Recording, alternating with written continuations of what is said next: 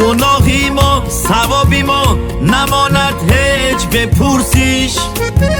یگان بازار در دو دهر به سنگ و ترازو نیست.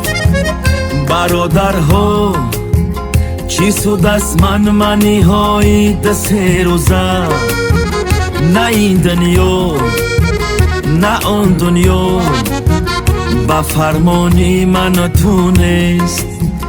برادرها چی سود از منی های ده سه روزه، نه این دنیا نه آن دنیا با فرمانی من تو نیست.